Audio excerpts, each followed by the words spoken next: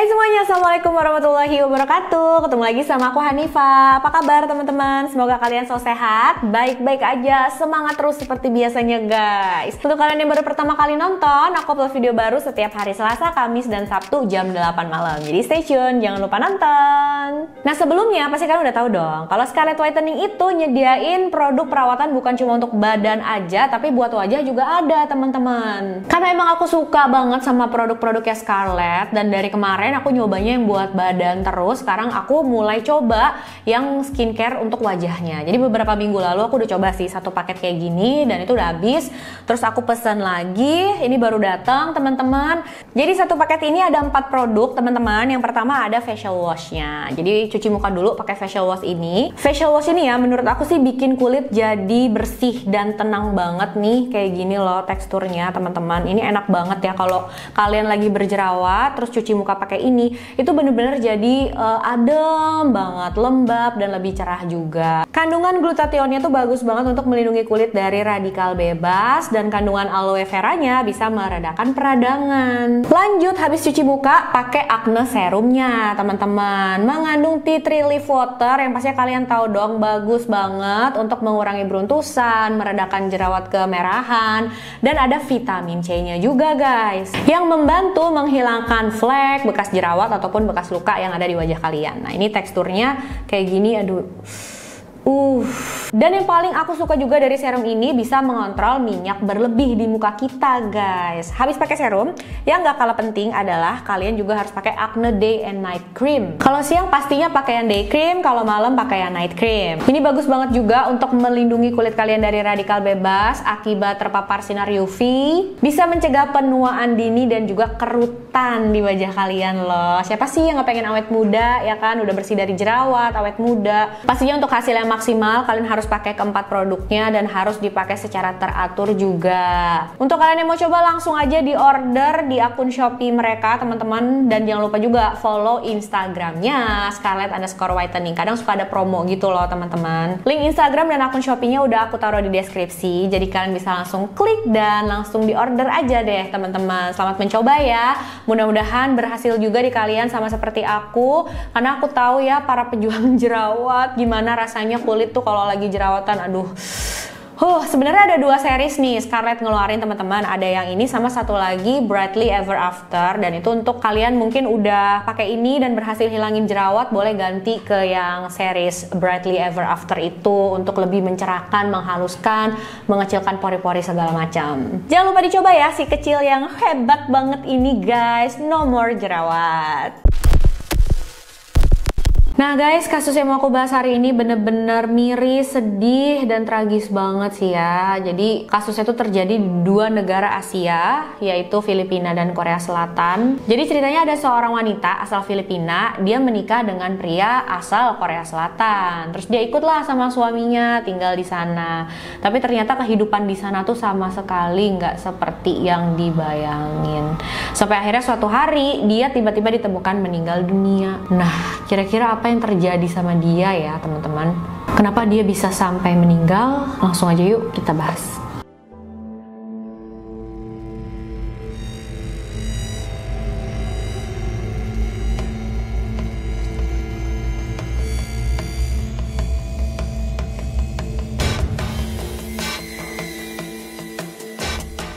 Cerita hari ini tentang seorang wanita bernama Katie Bonessa Deuquets. Dia lahir dan tumbuh besar di area selatan Filipina, dan dia ini berasal dari keluarga yang bisa dibilang sangat kekurangan ya teman-teman. Ayahnya itu seorang pekerja kasar, sedangkan ibunya adalah ibu rumah tangga yang mengurus anak-anak di rumah. Pemasukan keluarga ini ya cuma dari ayah mereka yang bekerja itu aja. Gajinya pun ya nggak seberapa teman-teman. Makanya Katie dan juga saudara-saudaranya tuh nggak ada yang mengenyam pendidikan tinggi-tinggi guys. Mereka langsung bekerja gitu pas dewasa untuk meringankan beban orang tua, membantu membiayai kehidupan keluarga juga. Pas sudah dewasa, Katie bekerja di toko mainan tuh teman-teman. Dan walaupun gajinya nggak seberapa, tapi dia nggak pernah lupa kalau abis gajian pasti kasih uang ke keluarganya. Udah nih pak, aku ambil segini aja nih sisanya buat bapak, buat bantu biayain adik-adik gitu, buat beli-beli kebutuhan pokok di rumah. Katie juga saat itu udah mulai berpikir nih teman-teman, aduh gimana ya kira-kira caranya supaya kehidupan aku lebih baik, lebih mapan gitu. Dan ternyata di Filipina sana tuh ada yang namanya marriage broker. Marriage broker ini tugasnya cariin pengantin, kayak biro jodoh gitu teman-teman. Tapi ini lebih ekstrim ya, karena nanti tuh di akhir bakalan ada transaksi jual belinya. Nah ternyata dari info yang aku dapat, banyak wanita di Filipina yang pengen banget menikah dengan pria luar negeri, pria asing gitu ya, untuk memperbaiki kehidupan mereka. Karena mereka berpikir kalau menikah dengan pria luar negeri pasti lebih mapan, lebih banyak uang, dan kehidupan mereka tuh bisa lebih baik. Dan ternyata banyak juga pria-pria luar negeri yang datang ke Filipina untuk mencari wanita yang mau dijadikan istri. Nah disinilah teman-teman perannya marriage broker itu diperluin banget ya sama mereka. Jadi wanita-wanita yang pengen cari suami dari luar negeri, mereka tuh bakal kasih foto tercantik mereka, data diri mereka ke si broker ini guys. Terus sama broker itu foto-foto dan data diri wanita-wanita tersebut bakalan dimasukin ke dalam satu album. Jadi satu buku kayak album tebel gitu loh. Jadi kalau misalkan nanti ada pria luar negeri yang cari istri di Filipina, diliatin deh sama si broker, nih albumnya, kamu pilih aja tuh mana cewek yang kamu mau gitu kan. Kamu tunjuk aja, kamu pilih, dan di situ juga udah tertera harga masing-masing wanita kalau mau dijadikan istri. Menurut aku ini aneh banget sih guys. Malah jadi lebih mirip sama prostitusi ya teman-teman. Makanya ini emang nggak dibolehin sama pemerintah Filipina. Ini ilegal teman-teman. Dan kalau ketahuan ada yang melakukan hal seperti ini, jadi marriage broker begini, bisa dihukum sampai dengan 8 tahun penjara. Tapi karena permintaan itu semakin banyak, semakin berkembang, uangnya yang didapat sama si broker juga besar, ya tetap aja banyak gitu pihak-pihak, orang-orang yang nekat melakukan hal ini. Tapi tentu aja mereka ngelakuin hal ini secara diam-diam, jangan sampai ketahuan sama kepolisian, sama pemerintah Filipina. Awalnya sih kebanyakan pria luar negeri yang cari itu berasal dari Kanada, Amerika, Australia, Jerman. Tapi lama-kelamaan banyak juga yang dari Asia tuh, paling banyak sih dari Jepang dan Korea Selatan. Terutama dari Korea Selatan sih teman-teman. Menurut CNA, status sosial wanita-wanita yang ada di Korea Selatan itu sudah semakin naik. Jadi untuk pria-pria di sana yang memang penghasilannya nggak besar, status sosialnya rendah, atau dia tinggal di pedesaan, atau umurnya sudah parubaya dan masih belum dapat istri, yaitu jadi susah dapat istri orang Korea juga. Akhirnya mereka carilah istri dari negara lain, salah satunya adalah Filipina. Dan pria-pria luar negeri ini pun biasanya cari istri yang bisa patuh, yang bisa nurut sama dia, yang bisa diatur gitu. Suatu hari Katie itu dikasih tahu sama salah satu teman kerjanya, cewek juga. Terus dia bilang, Katie, kamu nggak mau memperbaiki hidup apa? Kamu nggak mau hidup lebih mapan, lebih kaya gitu? Pastinya Katie jawab, ya mau lah, tapi gimana caranya? Aku nggak tahu gitu. Terus temannya bilang, kan kamu ini pendidikannya nggak tinggi, jadi kayaknya kalau mau cari kerjaan dengan gaji yang besar nggak bakalan bisa deh. Mendingan kamu cari cowok yang kaya, terus kamu nikah sama dia. Kalau kamu punya suami kaya, pasti kamu kan hidupnya enak juga, mapan, lebih baik. Udah deh, lepas dari kemiskinan. Kamu juga bisa bantu-bantu keluarga kamu juga loh. Nah, mendengar temen yang ngomong gini ya, Katie pastinya tergiur dong. Akhirnya ditemuinlah Katie sama seorang marriage broker. Daftarlah Katie nih teman-teman, dia kasih fotonya yang paling cantik, data dirinya juga, dan gak butuh waktu lama. Akhirnya si broker nih ngomong sama Katie, Katie, ada nih cowok yang tertarik sama profil kamu gitu, milih kamu. Dan prianya ini berasal dari Korea Selatan, dikenal dengan nama Park. Dia bilang mau coba ketemu sama kamu. Park ini udah berumur 40 tahunan teman-teman, padahal Katie tuh baru 20 tahunan awal. Tapi ini gak jadi masalah ya buat Katie gitu. Ya penting dia mapan, karena memang kan tujuannya Katie itu ya. Dan pastinya saat itu Katie senang banget ada pria luar negeri yang tertarik sama dia gitu. Di dalam pikirannya udah wah bisa jadi ini adalah jalan keluarku nih, keluar dari Filipina, keluar dari kemiskinan, dan aku bisa hidup lebih baik lagi gitu. Datanglah Park ini ke Filipina dan mereka akhirnya ketemuan tuh guys. Setelah pertama kali ketemu dengan Park, Katie bilang sama brokernya, sebenarnya dia nggak seperti yang aku bayangin sih, tapi ya nggak apa-apa deh. Kayaknya dia pakaiannya rapih dan dan sepertinya kelihatan ada orang yang kaya, yang mapan. Mereka coba ngedate dulu beberapa kali. Setelah 2 minggu, akhirnya Katie menerima ajakannya Park untuk menikah, teman-teman. Mereka menikah di Filipina pada tahun 2009 dan Park memberikan uang sebesar 1,5 juta won kepada keluarga Katie.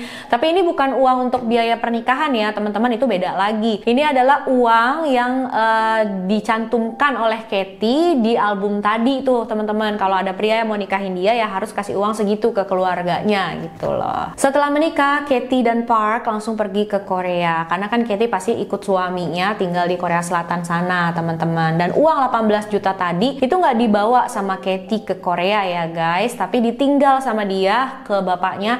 Nih Pak, pegang aja untuk membantu meringankan biaya keluarganya di Filipina.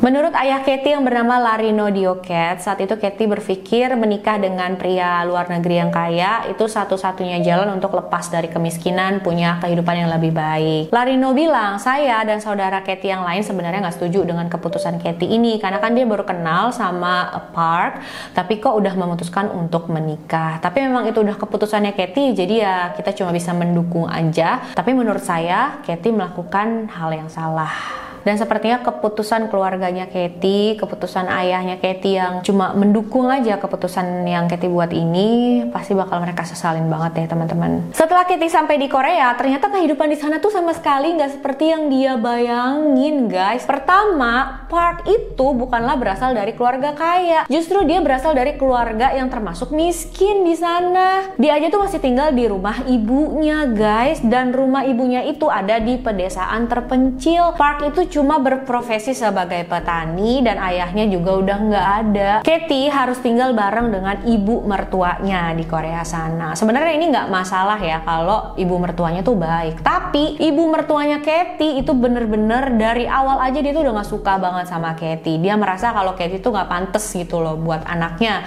Kalau Katie menikahi anaknya ya cuma karena uang aja. Pas tinggal di sana kan Katie sering teleponan nih sama keluarganya yang di Filipina, dan dia banyak cerita tuh tentang ibu mertua. Dia bilang, aduh ibu mertua aku tuh bener-bener gak suka deh sama aku, dia jahat banget, dia galak, dia suka marah-marah, dia juga tukang perintah, semua kerjaan rumah tuh Katie yang ngerjain teman-teman. Jadi ibunya Park nih berpikir, anakku kan udah ngeluarin uang buat kamu, jadi jangan sampai sia-sia, udahlah jadi istri yang baik tuh loh. Jadi ya bener-bener deh, Katie tuh di sana bisa dibilang dibully lah teman-teman.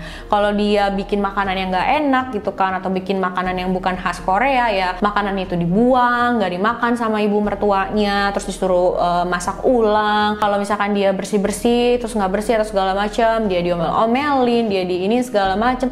Pokoknya bener-bener keadaannya tuh nggak enak banget deh buat Katie di sana. Satu lagi yang menjadi masalah juga adalah bahasa. Ibu mertuanya Katie itu kan nggak bisa bahasa Inggris, dan Katie juga nggak bisa bahasa Korea. Jadi ya mereka tuh ya gimana sih, nggak bisa berkomunikasi gitu loh guys. Kalau misalkan mau nyuruh-nyuruh juga kayak tunjuk apa, dan di saat Katie nggak bisa mengerti omongan ibu mertuanya tuh kayak kok ngerti-ngerti sih gitu loh. Tapi Katie bilang sama keluarganya di Filipina, nggak apa-apa deh aku diginiin sama ibu mertua, yang penting suamiku nggak begitu, suamiku sih kelihatannya sayang sama aku gitu. Sampai setahun kemudian keadaan mulai berubah nih teman-teman, mulai ada sedikit sisi terang gitu, karena Katie hamil anak pertama mereka. Dan pada saat Katie hamil, ibu mertuanya tuh baik banget sama dia.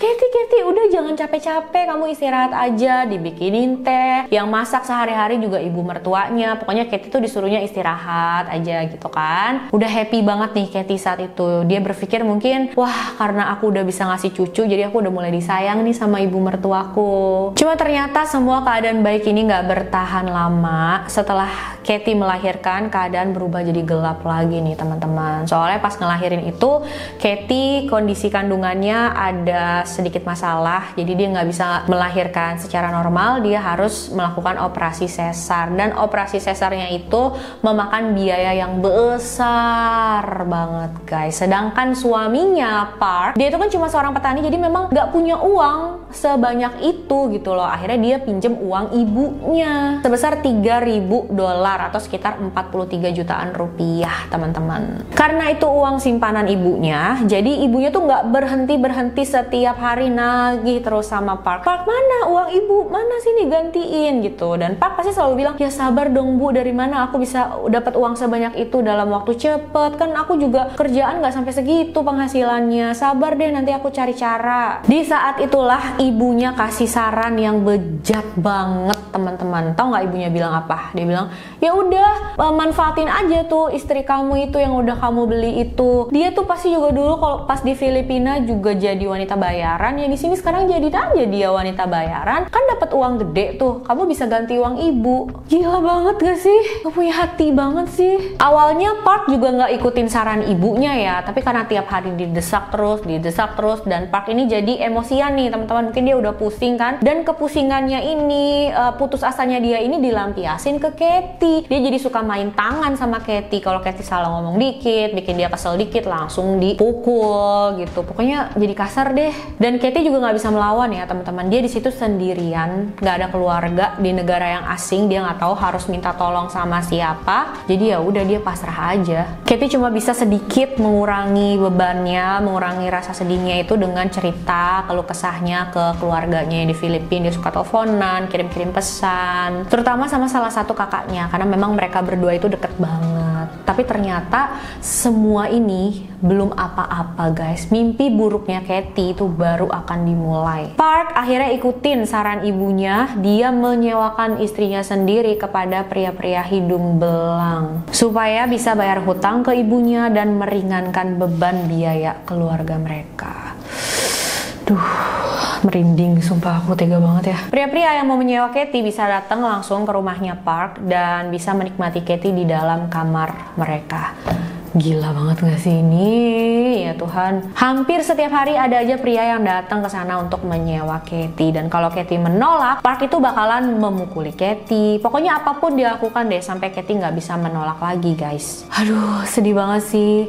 Apalagi ya, ini tuh terjadi cuma beberapa bulan aja setelah Katie melahirkan. Dan dia juga melahirkannya kan dengan cara operasi sesar nih teman-teman. Pasti bekas lukanya itu masih sakit banget ya. Dan dia udah disuruh ngelakuin hal kayak gini. Ya ampun, sedih banget sih. Harusnya banyak istirahat, malah disuruh begini dong. Dan walaupun Katie teriak sekenceng-kencengnya, nggak akan ada yang bisa denger teman-teman. Karena seperti yang aku bilang tadi, rumah ibunya Park itu ada di pedesaan terpencil. Jadi satu rumah ke rumah yang lain jaraknya itu jauh. Setelah mengalami hal ini selama beberapa lama, akhirnya Katie ceritain sama keluarganya di Filipina, terutama sama kakaknya yang deket banget sama dia tadi. Dia cerita, "Kak, aku di sini dipaksa jadi PSK dan aku cuma dikasih makan 1 kali sehari. Kalau aku nolak, aku bakalan dipukulin sama suamiku sendiri. Ibu mertua aku juga sama, jahat banget." Kakaknya ceritain lah ke orang tuanya, dan Katie bilang sama ayahnya, "Ya, tolong dong, tolongin aku mau keluar dari sini, aku mau pulang, aku nggak sanggup lagi di sini, tolongin aku," katanya. Dengar anaknya ngomong begini, ayahnya langsung bertindak. Dia lapor sama Departemen Luar Negeri di Filipina. Ayahnya bilang ke mereka, "Tolong periksa anak saya, dia ada di Korea Selatan, dia disiksa sama suami dan mertuanya, dia habis masuk rumah sakit juga, tolong diperiksa dong keadaannya gimana di sana." Bukan cuma sekali ya teman-teman, keluarga Katie itu datang ke sana minta tolong berkali-kali. Apalagi kantor Departemen Luar Negerinya itu ada di Manila, jadi mereka harus bolak-balik tuh teman-teman. Tapi menurut pihak Departemen Luar Negeri, Katie di Korea itu baik-baik aja. Jadi mereka katanya udah mengutus salah satu perwakilannya mereka ke rumah ibunya Park tadi, terus ngecek. Dan pas ditanya ke Katie di sana, Katie bilang iya dia nggak apa-apa di sana, dia baik-baik aja. Kalau menurut aku mungkin saat itu Katie pas ditanya ada Park, ada ibu mertuanya juga, dan dia takut mau jawab yang sebenarnya. Akhirnya ya udah dia bohong aja, bilang semua baik-baik aja. Akhirnya Katie bilang sama ayahnya, ya udah deh kirimin aku uang aja biar aku bisa beli tiket pesawat dari sini ke Filipina, jadi aku bisa pergi dari sini. Tapi karena saat itu keluarga Katie memang nggak punya uang sebanyak itu untuk membeli tiket pesawat dari Korea Selatan ke Filipina, Filipina katanya, jadi ya mereka nggak bisa kirimin uang tersebut ke Katie. Penyiksaan yang dialami Katie itu terus berlanjut setiap harinya. Itu bukan cuma menghancurkan fisiknya, tapi juga mentalnya pasti ya guys. Bayangin gak sih teman-teman, sendirian di negara asing berharap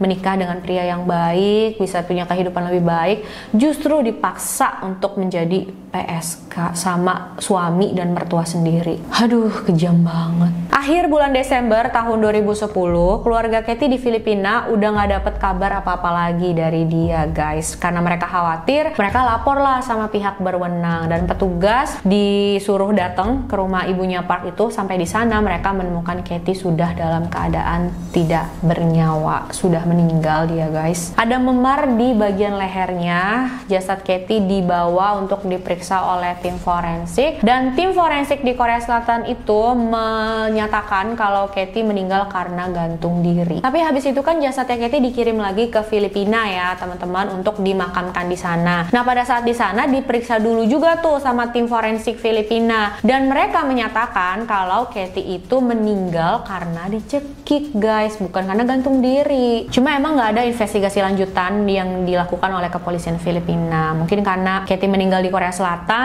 dan pihak Korea Selatan itu sudah menyatakan Katie bunuh diri. Walaupun kepolisian Filipina yakin bukan, cuma ya mereka nggak bisa ngelakuin apapun. Ya nggak tahu juga sih ya kayak gitu alasannya atau gimana. Yang jelas penyebab kematiannya Katie beda-beda gitu. Jadi kalau menurut kepolisian Korea ya Katie itu bunuh diri karena dia udah nggak sanggup lagi menerima siksaan dari mertua dan juga suaminya. Tapi Park dan ibunya, apakah mereka berdua ini ditangkap sama polisi, dipenjara atau kayak gimana itu nggak ada infonya teman-teman. Aku udah coba cari tapi nggak ada. Ya kita berharap mudah-mudahan ya bener ditangkep lah ya, karena kan walaupun dia nggak terbukti membunuh Katie, tapi dia terbukti menyiksa Katie, memaksa Katie untuk jadi wanita bayaran. Terus juga untuk anaknya Katie, dia kan baru 5 bulan ya pada saat Katie meninggal. Duh masih bayi banget. Itu juga nggak ada infonya, tapi menurut keluarga Katie di Filipina sih mereka nggak pernah sekalipun ketemu dengan anaknya Katie itu. Jadi ya kemungkinan besar memang masih di Korea Selatan, entah dirawat sama Park dan ibunya, atau dirawat sama keluarga Park, atau dia di panti asuhan gitu. Mungkin kalian kalau misalkan ada yang tahu info-info selanjutnya boleh ya komen teman-teman, sharing sama kita, karena aku udah berusaha cari banget tapi nggak ada guys. Tapi pasti kita doain semoga anaknya Katie itu dimanapun dia berada selalu baik-baik aja, kehidupannya juga bisa jauh lebih baik dari ibunya.